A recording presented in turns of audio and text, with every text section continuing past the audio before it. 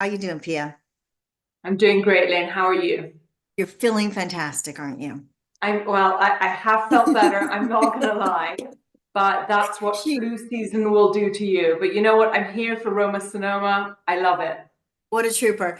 She looks fantastic. It's all a facade. It's all a facade. So today we're talking about something that we've been kind of playing around with for a while on innovations in wine. And that's really kind of, it's a broad, it's much broader than what it sounds like, because it's not just about like techniques, winemaking techniques stuff, although it could be, but it's other types of innovations. Like, for example, this past summer, I spent a day on Gorgona Island, which is in the Tuscan archipelago, and it is the last penal island in all of Europe, maybe the world. That I don't know, but definitely Europe. And it relates to wine because the Frescobaldi winery, which is one of the oldest in Italy, um, they teamed up with this prison because they have vineyards. There used to be a monastery there. So there are vineyards that were planted a long time ago. And so they teamed up with them to do a sort of rehabilitation kind of program for the prisoners.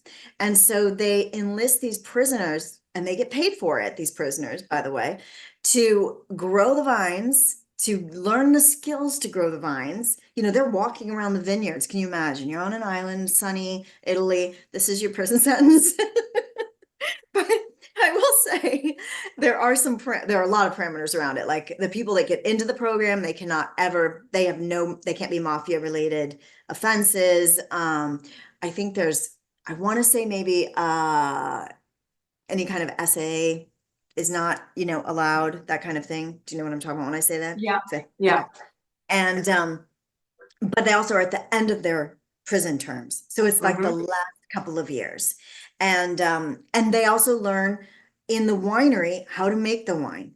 So it's kind of like this full circle that they're really working to give people some skills that when they get out of prison, they don't just, apparently the recidivism is very low. That's one great thing that's come out of this, but also just give them a sense of self and a sense of like worth.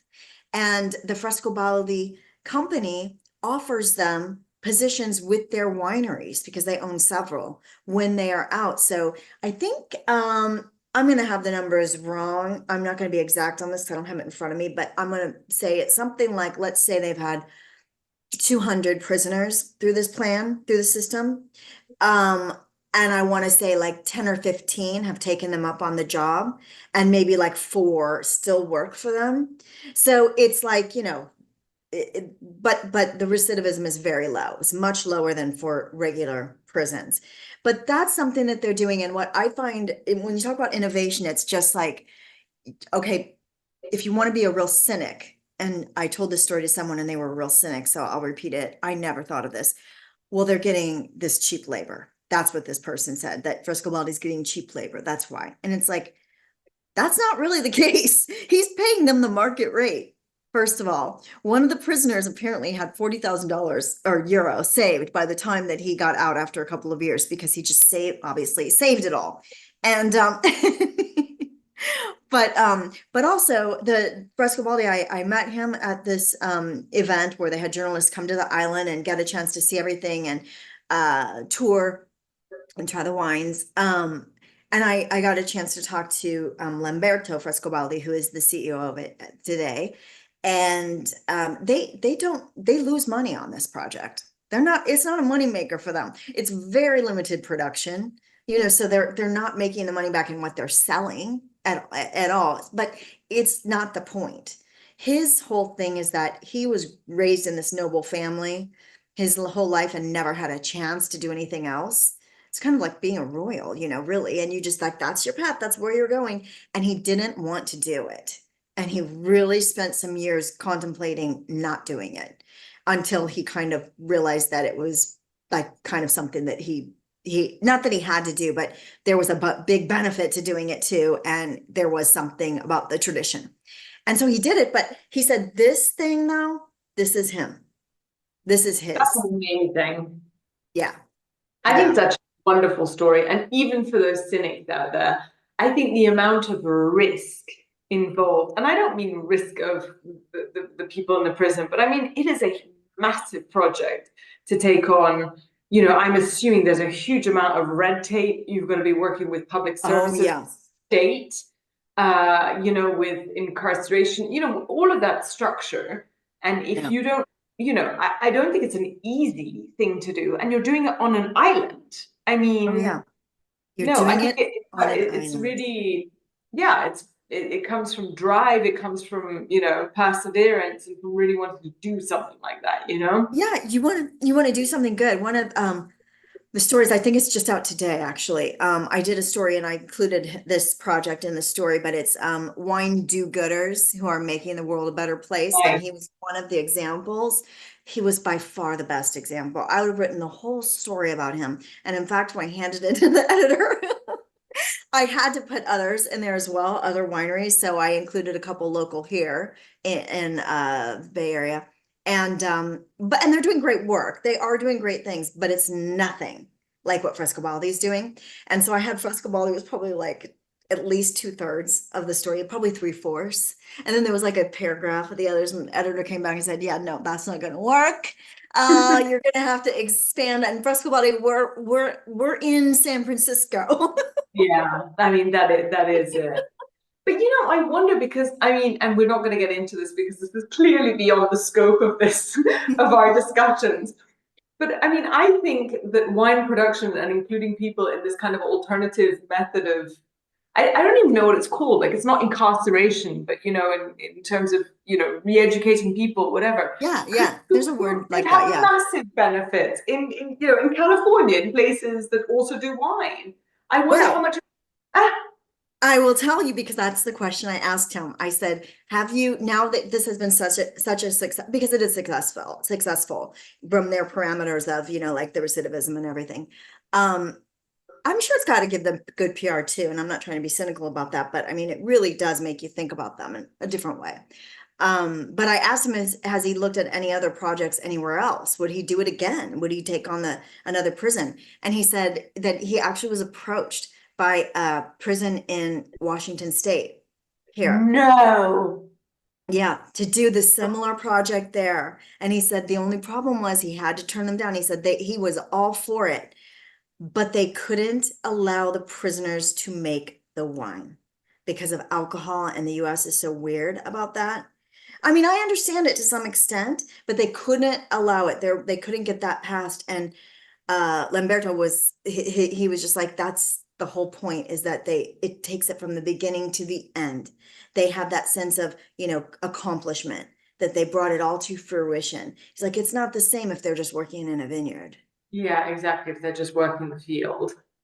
I thought that Oh, was so interesting. so interesting. What a lovely person, right? What a lovely human Yeah. being, you know? And I'm sure it could have done a lot of good to Washington State. I mean, and I find that incredible because I mean, the criminal justice systems in Italy and the US, I'm pretty sure are very different. Yeah, yeah. And so you're working with a very different architecture. I don't know. I'm kind of intrigued by that. And it's something, by the way, I know nothing about. So Oh, I'm not gonna speculate. I I'm don't not gonna either, but speculate on it, but I will say yeah. it was a little interesting. These people are not like light criminals. They Yeah. are serious crimes, So, but they made lunch and there we were all on this terrace and they served lunch to everyone. They were like working in the vineyards as we were touring around. No handcuff, no shackles, nothing like that. They're totally like free. Of course, they have tons of police there. So there was definitely like a lot of security around. But I don't know that that would fly in the States. Honestly, I don't know if that would fly. Story, and I think it was really I completely agree with you that it is a superb example of innovation, not so much maybe in the wineries you say, in the agricultural practices or in the viticultural practices, but just actually in the kind of vineyard management, I guess, right, and the approach to winemaking, which Yeah. I think is super interesting. So I actually wanted to talk to you about something that happened to me really recently, which is a weekend ago, as you may be aware. There was a special birthday And as part of that special birthday celebration, I went to Umbria, to the area of Montefalco, and I went to a winery called Arnaldo Caprai. And I don't know how well, kind of broader, and I mean by broader, like non-Italian audiences know Sagrantino, which is the DOCG, right? Sagrantino of the Umbria area. And one of the reasons that I found it so interesting was that Sagrantino is known for being like the most tannic grape that you can get in Italy, right? It makes the most tannic wines. And that's why a lot of people say, I mean, you really have to be a very dedicated red wine lover to have it. I mean, kind of Cab has nothing on Sagrantino. And it's really interesting. And so when I went to this place, one of the things that I found very innovative was that the Arnaldo, the Caprai, I think his name was Caprai. I can't really remember the thing of the two names, but I think I think it was Arnaldo. Anyway, he basically brought in. He wanted to kind of really kind of cultivate the grapes so that its real value kind of came out, and he was looking for help with that. And he came across through some kind of encounter came across this French enologist called Michel Rolland from Bordeaux, who apparently, and this was according to them, I haven't seen much of this in my research, but I'm sure it's true. They were like, he was kind of known for being the harnesser of tannic, strong tannin forward grapes. And he was like, listen, let's work together because I think Sagrantino could be amazing, but you really have to work it. And so he came in with almost like, I mean, just the most precision wine methodology, which was basically as soon as you pick the grapes, they are basically doused in dry ice, and they do every step. They never see either stainless steel or cement. They go straight into wood, into French oak. And that's where they do everything, literally, like fermentation, maceration, everything they do in that. And he found a real way to kind of soften those tannins. And I had some of the wines, and they are fantastic. And she was like, the girl who was showing us around the winery was like, it is one of the most labor-intensive things you've ever done, because the harvest is entirely manual. So they're going out, they're picking these grapes, they're dousing them in dry ice, they're putting them straight into oak, and then they're kind of, in the barrels, in these kind of French oak barrels, they're like turning them in these barriques, sorry, they're kind of turning them every once in a while, like you would, kind of champagne bottles, but they're turning the barrels and kind of, it was just incredible process of production. They spend, depending on whether riserva or whether they're the Sagrantino di Montefalco, they spend anywhere between, I think it's 18 months to 24 months in barrel and then in bottle afterwards. And they're really, really incredible. Uh-oh, you froze. There you are. There you are. And yeah, he's really brought this innovation to making Sagrantino more of a kind of approachable wine. Let's put it that way. Do you know if they've used that sort of method for anything else in the world? Like, is that something that's used with other varieties or in other certain regions for ever? That's a very good question. I should have asked, but I Because it didn't. really sounds like something like a particular technique, like Solera or whatever. It's something Yeah, like, exactly. think that was something, maybe an antique kind of method that they used, I wonder. And how did he know that Sagrantino had that potential? I mean, how would he know that? So apparently he had worked with a lot of, well, basically, I mean, obviously being from Bordeaux, he would have familiarity with Cabernet, he'd have familiarity with Petit Verdot, these very tannin heavy grapes, right? Grape Yeah. Okay. varieties. Yeah. Yeah. And learning how, and He knows how to again, break the tannins.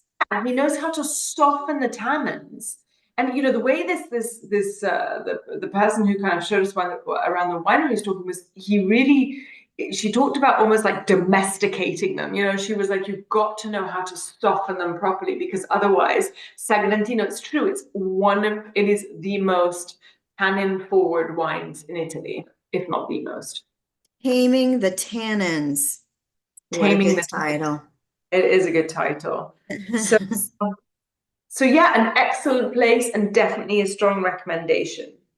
Now, is Sagrantino, remind me, is that the wine that they use like in church and sacraments, stuff like that? Is that where it gets his name, Sagrantino, from the Sagra, or is it for festivals and that kind of thing? What's I the think in that area it was because it used to be a sweet wine until the 1970s. They used to make it as a sweeter wine, which they still do now, which is their pastito.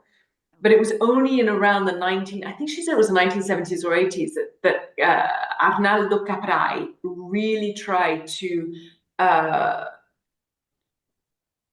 have it express a drier side. And that's when he tried really to make it this dry red wine, which we all know it as now, right? Like Sagrantino is a full-bodied red with a lot of structure and a lot of tannins. But then, you know, there's a very small limited market that likes that, right? And so he brought in flavors with kind of minimal intervention, right? basically. Yeah. And now that you mentioned that, you've reminded me of one more innovation. I saw another story. I just finished. That should be out. Haute Living, San Francisco. It's on Anna Fendi's Guide to Good Wine that I told Mhm. you I was doing a story on, Yeah. where she's kind of curated wines that she likes throughout Italy, and then she's bought, labeled them with her own label, and she's given all of these wines like fashion kind of names, like Lame and things like that, like Bolero and things like that.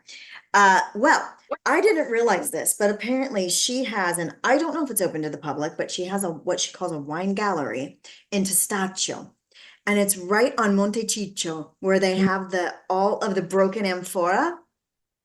Do you know the hill in Testaccio? Yeah, Okay, I this do. is like that story though is so interesting, how that's where they used to like kind of load up the amphora with the wine into boats on the Tiber and take them off. And so that was kind of like a shipping area.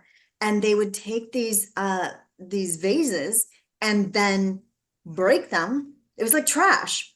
And then they, instead of filing like a trash heap or a, landfill, it's a landfill really. They like took these little shards and they made like a hill. There's a hill of these shards. So Anna Fendi, of course, established her little wine gallery up against, it abuts this hill or a part of that hill. And so she's got glass walls, and on the other side are these shards like lined up, like shard, shard, shard, shard. I will have to show you some pictures of this because you won't believe it. This is when you are an artiste and a fashion person. You see things that anyone else would just see as ugly trash, and she made it into something gorgeous. You don't even know what they are. You just see like glass, and then this, like, it's just like a design. It just looks like a pattern, you know. It's amazing. But anyway, that Testaccio, that'd be a good story, Yeah. Testaccio, that Okay, well, I history. will try and go. That sounds amazing. Yeah, so look it up. Here's my only issue is I was at my deadline, and I was going to mention this, and then I tried looking it up to see like what are the hours, how can you visit? I could find nothing. Nothing. So I thought it was like a wine bar. It looks like one. It's got tables and chairs and that kind of thing, but it might just be for her friends and family. It might be that that's where she stores her wine, because she calls it a wine gallery. It might be where she stores wine. She's got like this amazing sculpture of Romulus and Remus and she wolf. Like, it's, look it up. Look it up. It's pretty crazy. But anyway, so that's an innovation. And it's just an innovation in, like, it's not even really wine, but it's related to wine, and it's a mindset when you think Yeah. out of the box like that.